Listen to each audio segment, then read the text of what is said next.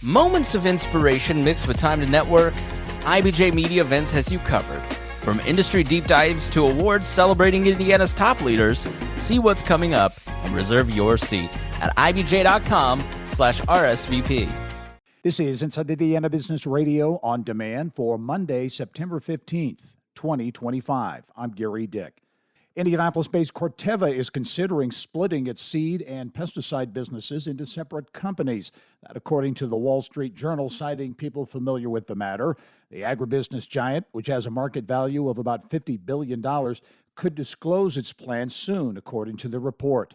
Corteva reported $17 billion in sales last year, with more than $9.5 billion coming from the seed business and $7.4 billion generated by the pesticides business. The $1.4 billion I-69 Ohio River crossing project has been envisioned for decades. Construction continues in both Evansville and Henderson, Kentucky, to prepare for a new four-lane bridge over the Ohio River. Lloyd Winnicky, the CEO of the Evansville Regional Economic Partnership and former mayor of Evansville, underscores the importance of the project. Think about FedEx in Memphis.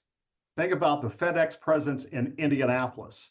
FedEx has expressed huge support for this project because they understand the connection between Memphis and Indianapolis. So this just is a huge project for, again, the region, but also for the entire country. Ortho Laser, a national network of orthopedic wellness centers, has opened its new corporate headquarters in Warsaw. The company, which operates facilities that provide non-invasive laser therapy for pain and inflammation, said the expansion brings a significant investment to the Kosciuszko County city, though a specific dollar figure was not provided. From the state's #1 source for Indiana business news, you're listening to Inside Indiana Business Radio. East Central Indiana is on the move, and the next big conversation is happening in Muncie. Join us for Innovate East Central Indiana at Ball State University, September 17th. A powerful afternoon of ideas, innovation, and insight, part of the Innovate Indiana series, presented by Indiana University and Old National Bank. We're talking talent, technology, and transformation, and what's next for the region. RSVP now at ibj.com/innovate.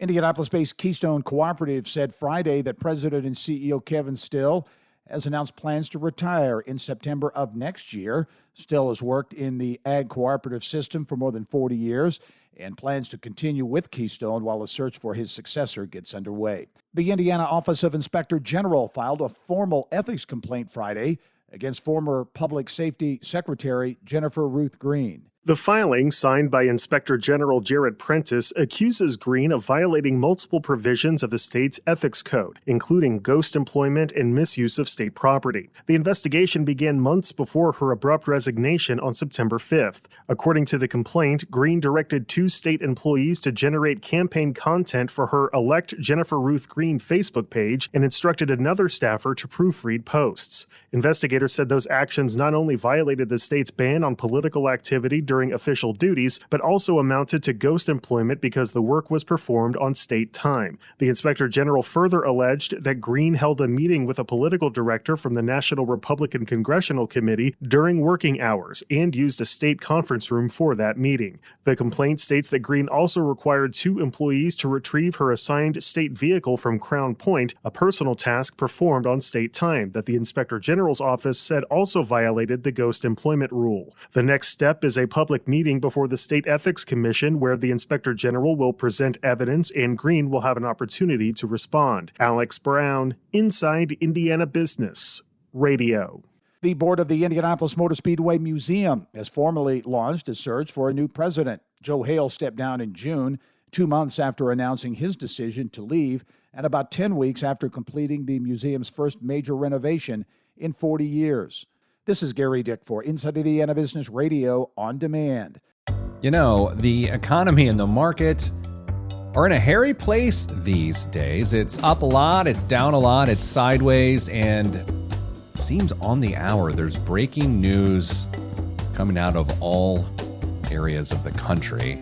How do you get your head around that? How do you not go crazy in the process? I'm Peter Dunn. You may know me as Pete the Planner, IBJ columnist, and my job for years has been to help you understand your financial life better in context with everything else going on. So, what am I encouraging you to do? Well, listen to the Pete the Planner Show. Yeah, it's a podcast. You can get it wherever you get your podcasts, or simply listen at ibjpodcasts.com. On the go? So are we. Get the IBJ Media app, your all-in-one news source for Indiana business news. Get breaking news alerts, read every story from IBJ, Inside Indiana Business, and the Indiana Lawyer, and listen to your favorite podcasts all in one place. Big news, small screen. Search IBJ Media and download the app today.